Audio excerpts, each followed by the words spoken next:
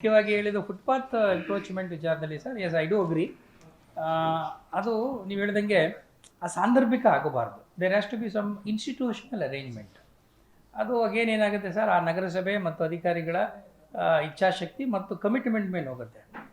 ನನ್ನ ಅನುಭವದಲ್ಲಿ ನಾನು ಹೇಳೋದಾದರೆ, ಯಾವುದೇ ಒಂದು ಕಾರ್ಯಕ್ರಮ it should not be individual driven, it should be institution driven. ನಾನು ನಂತರವೂ ಕೂಡ ಆ ಕಾರ್ಯಕ್ರಮ ಉಳಿಬೇಕು. ಆವಾಗ ಏನಾಗುತ್ತೆ, ಇದು ಈಗ ಫುಟ್ಪಾತನ್ನ ರಕ್ಷಣೆ ಮಾಡಬೇಕಾಗಿದ್ದು ಎಲ್ಲರ ಜವಾಬ್ದಾರಿ, ನಗರಸಭೆ ಅಧಿಕಾರಿಗಳಿದ್ದು ಎಲ್ಲರದ್ದು. ಅದನ್ನು ಈಗ ಸದ್ಯದಲ್ಲೇ ಇನ್ನೊಂದಷ್ಟು ಹೆಚ್ಚು ತೀವ್ರವಾಗಿ ಆ ಕೆಲಸವನ್ನು ನಾವು ಮಾಡಿಸ್ತೀವಿ. ಅದೇನಾಗುತ್ತೆ, ನೀವು ವ್ಯವಸ್ಥೆ ಒಳಗಡೆ ಬಂದಾಗ ನಿಮ್ಗೆ ಅರ್ಥ ಆಗ್ಬಿಡುತ್ತೆ. ಇಲ್ಲಿ ಅಲ್ಲಿ ಮೆನ್ ಪವರ್ ಕಡಿಮೆ ಇರ್ತಾರೆ, ಇನ್ನೇನೋ ಸಮಸ್ಯೆ ಇರುತ್ತೆ, ಅವರಲ್ಲಿ ಎಲ್ಲ ಇರುತ್ತೆ, ಇಚ್ಛಾಶಕ್ತಿ ಇರುವುದಿಲ್ಲ, ಉತ್ಸಾಹನೇ ಇರುವುದಿಲ್ಲ. ಆಮೇಲೆ ಎಲ್ಲ ಹಂತದಲ್ಲೂ ಡಿ ಸಿಗೆ ಹೋಗೋಕ್ಕೆ ಆಗೋದೇ ಇಲ್ಲ. ನಾವು ಒಂದು ಲೆವೆಲ್ಗೆ ನಾವು ಡೈರೆಕ್ಷನ್ ಕೊಟ್ಟಿರ್ತೀವಿ, ಅದು ಕೆಳಗಡೆ ಪರ್ಕೊಲೇಟೇ ಆಗಿರೋದಿಲ್ಲ. ಈ ಥರ ಆಗಿ ಕೆಲವು ಸಂದರ್ಭಗಳಲ್ಲಿ ನಿಮ್ಗೆ ಅನಿಸುತ್ತೆ ಯಾಕೋ ಅಲ್ಲಿ ಸ್ವಲ್ಪ ಡೈಲ್ಯೂಟ್ ಆಯ್ತೇನೋ ಅಂತ but per se as a policy district administration. Ravi ಎಂಟರ್ಪ್ರೈಸಸ್ನಲ್ಲಿ ನಿಮಗೆ ಬೇಕಾದ ಎಲೆಕ್ಟ್ರಾನಿಕ್ಸ್ನ 20ಕ್ಕೂ ಹೆಚ್ಚು ಬ್ರ್ಯಾಂಡ್ ಕಂಪನಿಗಳ TV, fridge, washing machine, home theatre, sofa set, dining table, mattress, beds, ಎಲ್ಲಾ ರೀತಿಯ ಫರ್ನಿಚರ್ಗಳು ಕಡಿಮೆ ಬೆಲೆಗೆ ದೊರೆಯುತ್ತದೆ. ಹಿಂದೆ ಭೇಟಿ ನೀಡಿ ಕೋಲಾರದ ಸಂಗೊಂಡಳ್ಳಿ ಬಳಿ ಇರುವ ರವಿ ಎಂಟರ್ಪ್ರೈಸಸ್ ಮತ್ತು ಬ್ರಾಹ್ಮಣರ ಬೀದಿ, Doddapete, Kolar. Administration is committed to clear all over footpaths. Number 1. ಅದಕ್ಕೆ ಏನು ಮಾಡಬೇಕು ಅಂತ ಇದ್ದೀವಿ ಅಂದರೆ, ಫುಟ್ಪಾತ್ಗಳ ರೈಲಿಂಗ್ಸ್ ಇಲ್ಲ ನಮ್ಮಲ್ಲಿ. ಯಾವ ಫುಟ್ಪಾತ್ನಲ್ಲೂ ನಾನು ರೈಲಿಂಗೇ ನೋಡಿಲ್ಲ. ಅದನ್ನು ನಾನು ಫಸ್ಟ್ ಎಕ್ಸಾಂಪಲು ನೀವು ಸರ್ಕಲ್ ಮಾಡಿ ತೋರಿಸ್ತೀನಿ. ಆಮೇಲೆ ನಾವು ಇದನ್ನು ದೊಡ್ಡ ಹಿಸ್ಟಾರಿಕಲ್ ಸಿಟಿ ಅಂತ ಹೇಳ್ತೀವಿ. ಒಂದು ಕಡೆ ಹೆರಿಟೇಜ್ ಲ್ಯಾಂಪ್ಸ್ ಇಲ್ಲ. ಮೈಸೂರಿನಲ್ಲಿ ನಾನು 5 ರೋಡ್ಗೆ ಹಾಕ್ಸಿದ್ದೀನಿ, ಇವತ್ತಿಗೂ ನೋಡಿ ಹಂಗೆ ಇದೆ. ಆ ಹೆರಿಟೇಜ್ ಲ್ಯಾಂಪ್ಸ್ ಹಾಕಿದರೆ ಆಟೋಮೆಟಿಕ್ ನೀವೇನು ಹೇಳಬೇಕಾಗಿಲ್ಲ. ಯಾರು ಬಂದು ಕೇಳ್ತಾರೆ, ಎಷ್ಟು ವರ್ಷದಿಂದ ಇದೆ ರೀ ನಿಮ್ಮ ಸಿಟಿ ಅಂತ ಕೇಳ್ತಾರೆ. It gives that kind of a historic look to that city. ಅದನ್ನು ನಾನೇ ಒಂದು 5 ಕಡೆ ನಾನು ಮಾಡಿಬಿಟ್ಟು ನಿಮಗೆ 4-5 ಕಡೆ ತೋರಿಸ್ತೀನಿ. ಆಮೇಲೆ ನಿಮ್ಮ ಅಭಿಪ್ರಾಯವನ್ನು ನೀವು ಹೇಳ್ಬೋದು. ಉದಾಹರಣೆಗೆ KSRTC ಬಸ್ ಮುಂದೆ, ನಾನು ಪಲ್ಲವಿ ಥಿಯೇಟ್ರ್ ಮುಂದೆ ನಾವೆಲ್ಲ ಒಂದು ಇನ್ಸ್ಪೆಕ್ಷನ್ ಮಾಡೋದು ನೋಡ್ತೀವಿ. ಶಾಲೆ ಮಕ್ಕಳು, ವಯಸ್ಸಾದವರು, ಹೆಂಗಸರು, ಮಾರ್ಕೆಟ್ಗೆ ಹೋಗೋರು, ಬಸ್ ಸ್ಟ್ಯಾಂಡ್ಗೆ ಹೋಗ್ತಾ ಇರೋ ತರಾತುರಿಲಿ ಓಡ್ತಾ ಇದ್ದಾರೆ. ಬಸ್ ಬರ್ತಾ ಇದೆ, ಕಾರ್ ಹೋಗ್ತಾ ಇದೆ, 2 ವೀಲರ್ ಹೋಗ್ತಾ ಇದೆ. ಎಲ್ಲಿದ್ದೀವಿ ನಾವು? ಇಷ್ಟು ಕೇಯೋಸ್. ಒಂದು ನಗರ ಅನ್ನಿಸ್ಕೊಳ್ಳೋ ಜಾಗದಲ್ಲಿ ಇಷ್ಟೆಲ್ಲ ಮುಂದುವರೆದಿರೋ ನಾವು ಇಷ್ಟೊಂದು ಕೇಯೋಸ, ಆರ್ಡರ್ ಅನ್ನೋದಕ್ಕೆ ಲೆಕ್ಕನೇ ಇಲ್ವಾ ಅನ್ನಿಸ್ಬಿಡುತ್ತೆ ನನಗೆ. ಅವತ್ತೇ ನಾನು ಹೇಳಿದ ಸರ್ಕಲ್ಗಳಲ್ಲಿ, ನೀವು ಸರ್ಕಲಲ್ಲಿ ಸೆಮಿ ಸರ್ಕಲಲ್ಲಿ ರೈಲಿಂಗ್ಸ್ ಹಾಕ್ಕೊಡಿ. ಪೆಡೆಸ್ಟ್ರಿಯನ್ ಕ್ರಾಸಿಂಗ್ ಎಲ್ಲರೂ ಕರೆಕ್ಟಾಗಿ ಮಾಡಿದ್ದೀವ ನಾವು? ಎಲ್ಲಿ ಮಾಡಿದ್ದೀವಿ? ಪೆಡೆಸ್ಟ್ರಿಯನ್ ಕ್ರಾಸಿಂಗ್ ಕೊಡಿ ನೀವು. ನಾನು ನನ್ನ ಮಗಳು ಕರ್ಕೊಂಡು ಕ್ರಾಸ್ ಮಾಡಬೇಕು ಶಾಲೆಯಿಂದ, ಹೆಂಗೆ ಕ್ರಾಸ್ ಮಾಡಲಿ ನಾನು? ಹೆಂಗೆ? ಇಲ್ಲ, ನಾನು ಹೋಗ್ತಾ ಇದ್ದೀನಿ, ನನ್ನ ಮಗಳು ಬರ್ತಾ ಇದ್ದಾಳೆ. ಇದು ನಮಗೆ ಗೊತ್ತಿಲ್ಲದೆ ಹಾಗೆ ನನಗೆ ಭಾಳ ಸಂದರ್ಭ ಎಲ್ಲ ಕಡೆ ಹೇಳ್ತೀನಿ, ನಮ್ಮ ಜನರಿಗೆ ಇಷ್ಟೊಂದು ತಾಳ್ಮೆನಾ ಅಂತ.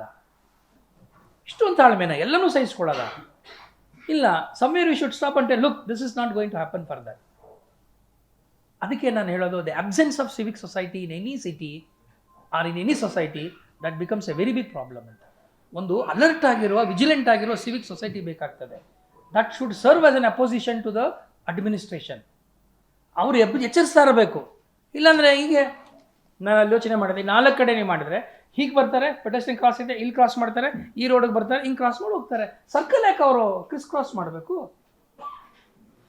ಅದನ್ನು ಒಂದು ಮಾಡಿ ತೋರಿಸ್ತೀವಿ ಸರ್. ಆಮೇಲೆ ರಸ್ತೆಯ ಬದಿನಲ್ಲಿ ನೀವು ರೈಲಿಂಗ್ಸ್ ಹಾಕಿದರೆ ಅವರು ರೈಲಿಂಗ್ಸ್ ಒಳಗಡೆ ಹೋಗ್ತಾರೆ.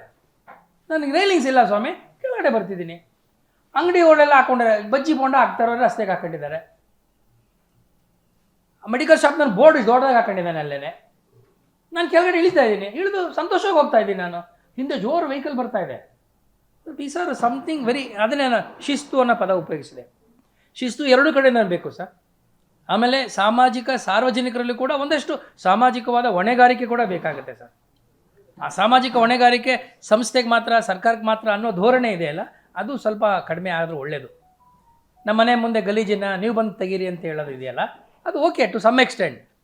ಬಟ್ ಆದರೆ ಎಲ್ಲವೂ ದಿನವೂ ಹಂಗೆ ಆಗ್ಬಿಟ್ರೆ ನನ್ನ ಮನೆ ಮುಂದೆ ನಾನೇ ರಾಡಿ ಹಾಕೊಂಡಂಗಾಗುತ್ತೆ, ಆಗೋದು ಬೇಡ.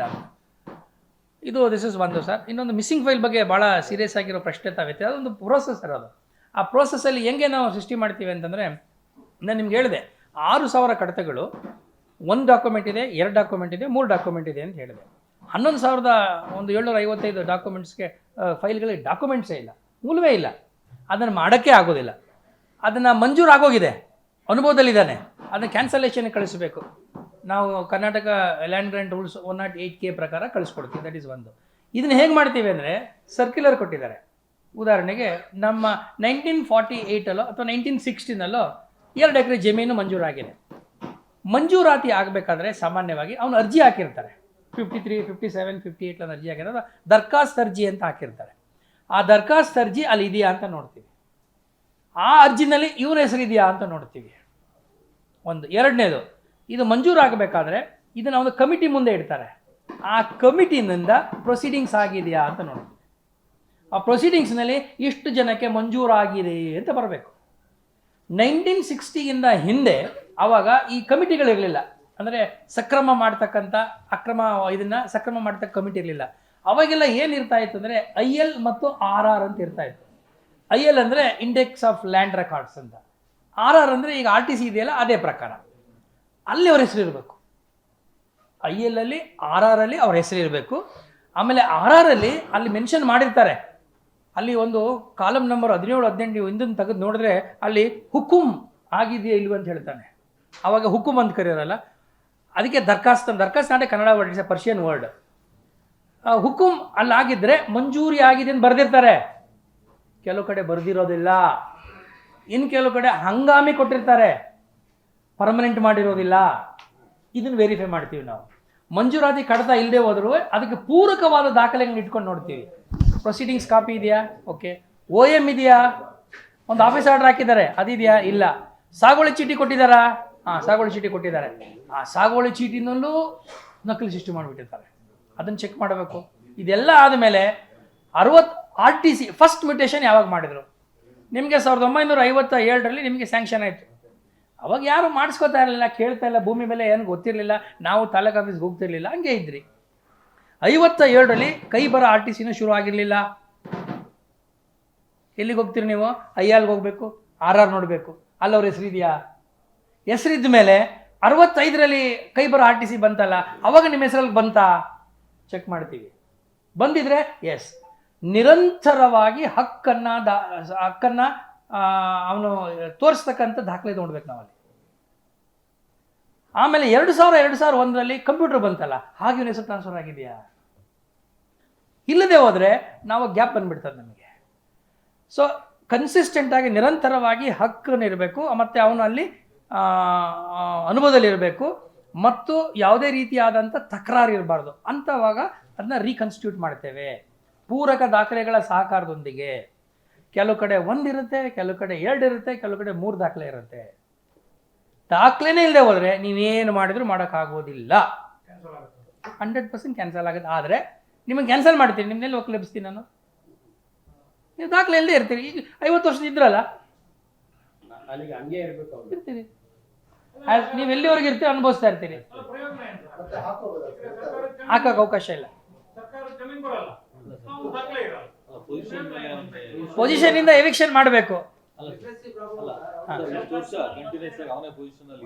ಕೋರ್ಟ್ 20 ವರ್ಷ ಆದಮೇಲೆ ಕೋರ್ಟ್ ಕಾನೂನು ಹೇಳುತ್ತೆ ಅಡ್ವರ್ಸ್ ಪೊಸಿಷನ್ಗೆ ಅವಕಾಶ ಇದೆ ಅಂತ. ಕೋರ್ಟ್ಗೆ ಹೋಗಿ ನೀವು ತರಬೇಕು. ಇಲ್ಲ, ಕಮಿಟಿ ಮುಂದೆ ಮತ್ತೆ ಇಡೋಕ್ಕೆ ಅವಕಾಶ ಇಲ್ಲ. ಈಗ ದರ್ಖಾಸ್ತ್ ಕಮಿಟಿ ಅಂತಿಲ್ಲ. ಈಗೇನಾಗೋಯ್ತು, ಆ್ಯಕ್ಟ್ ಪ್ರಕಾರ 50 ಅರ್ಜಿ ಹಾಕಿರಬೇಕು, 53 ಅರ್ಜಿ ಹಾಕಿರಬೇಕು, 57 ಅರ್ಜಿ ಹಾಕಿರಬೇಕು. ಆ ಅರ್ಜಿ ಹಾಕೋಕ್ಕೆ ಇಷ್ಟು ದಿನ ಅಂತ ನಿಮ್ಮ ಕಾಲಮಿತಿ ಕೊಟ್ಟಿದ್ರಲ್ಲ, ಆ ಕಾಲಮಿತಿಲಿ ನೀವು ಹಾಕಿರಬೇಕು. 94C ಹಾಕಿರಬೇಕು, 94CC ಹಾಕಿರಬೇಕು. ಇಲ್ಲ, ಭಾಳ ಜನ ಇದ್ದಾರಲ್ಲ ಇನ್ನೂ ಅಕ್ರಮವಾಗಿ. So it is a continuous process. ಅಲ್ಲಿ ಏನು ಮಾಡ್ತಾರೆ, ರೆವಿನ್ಯೂ ಕರೆಕ್ಷನ್ ಮಾಡ್ತೀವಿ. ರೆವಿನ್ಯೂ ಕರೆಕ್ಷನ್ ಹೆಂಗೆ ಮಾಡ್ತೀವಿ ಅಂತಂದರೆ, ಈಗ ಆಕಾರ ಬಂದು ನೋಡ್ತೀವಿ. ಫಸ್ಟ್ ಆಕಾರ ಬಂದು ಇಸ್ ಮೂಲ ದಾಖಲೆ.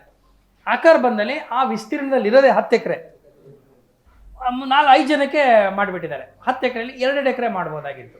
ಇವ್ರೇನು ಮಾಡಿದ್ರು, ಒಬ್ಬರಿಗೆ 2.5 ಎಕರೆ, ಇನ್ನೊಬ್ರಿಗೆ 2.25 ಎಕರೆ, ಹಿಂಗೆ ಮಾಡಿ 12 ಎಕರೆ ಮಾಡಿಬಿಟ್ಟಿದೆ. 2 ಎಕರೆ ಇಲ್ಲ. ಆವಾಗ ನೀವು ಹೆಂಗಿದ್ರಿ, ಒಂದು ಅಂದಾಜು ಮೇಲಿದ್ದು ಕಣ್ಣಳುತ್ತೆ. ನಿಮ್ಗೆ ಗೊತ್ತಿತ್ತು, ನಮ್ಮ ತಾತ ಹೇಳಿದ, ನಮ್ಮ ಅಪ್ಪ ಹೇಳಿದ್ರು, ನೋಡ ಇಲ್ಲಿಂದ ಆ ತೇವರಿಯಿಂದ ಈ ತೇವರಿವರೆಗೂ ನಮ್ದಪ್ಪ, ಈ 2 ಎಕರೆ ನಮ್ಮದು. ನಿಮ್ಮದು 1.5 ಎಕರೆ ಅನ್ಕೊಂಡಿದ್ರಿ. ಆ್ಯಕ್ಚುಯಲ್ ಮೆಷರ್ಮೆಂಟ್ ಆಗಿಲ್ಲ. ಮೆಷರ್ಮೆಂಟ್ ಆದಾಗ ಅನುಭವಕ್ಕೆ ತಕ್ಕ ಹಾಗೆ ಕರೆಕ್ಷನ್ ಮಾಡಿ ಕೊಡ್ತೇವೆ. ಈಗ ನೀವು ಎಷ್ಟು ಅನುಭವ ಇದೆ, ನಿಮ್ಗೆ 2 ಎಕರೆ 25 ಗುಂಟೆ ಆಗಿದೆ ಅವರಿಗೆ, ಅದರ ಅನುಭವದಲ್ಲಿ ಇರೋದು 2 ಎಕರೆ. ಸೊ ನಾನು ದುರಸ್ತು ಮಾಡುವಾಗ 2 ಎಕರೆಗೆ ಮಾತ್ರ ಮಾಡ್ಕೊಡೋಕ್ಕೆ ಅವಕಾಶ ಇರೋದು. 2.25 ಅವಕಾಶನೇ ಇಲ್ವಲ್ಲ. ಬರೋಕ್ಕೆ ಸಾಧ್ಯನೇ ಇಲ್ಲ. ಯಾಕೆಂದರೆ ನೀವು ಒಪ್ಕೊಳ್ಳೇಬೇಕು, ಇಲ್ಲ ಇಲ್ಲಿಂದ ನೀವು ಮೆತ್ತಗಡಿ ಮಾಡಿಬಿಡ್ತೀವಲ್ಲ, ದುರಸ್ತಿ ಆಗಲ್ವಲ್ಲ ನಿಮ್ಮದು. ಇವ್ರದ್ದು 2 ಎಕರೆ ಇದೆ, ಮಂಜೂರಾಗಿದೆ, ಇವ್ರು 1.5 ಎಕರೆ ಇದ್ದಾರೆ. ಅವ್ರ ಪಾಪ ಅವ್ರಿಗೆ ಗೊತ್ತಿರೋದೇ, ಅವ್ರಿಗೆ ಅಂದ್ಕೊಂಡಿದ್ದು 2 ಎಕರೆ ಅಂತ. ಬಟ್ ಅವ್ರ ಅನುಭವದಲ್ಲಿರೋದೇ 1.5. ಅವ್ನ ಪಕ್ಕಕ್ಕೆ ಹೆಂಗೆ ಕೇಳ್ತಾರೆ ಅವರು? It is only with in the ಇದು ರಿಅಲೈನ್ಮೆಂಟ್ಗೆ ಅವಕಾಶ ಇದೆ ಅಟ್ ದ ಟೈಮ್ ಆಫ್ ದುರಸ್ತಿ.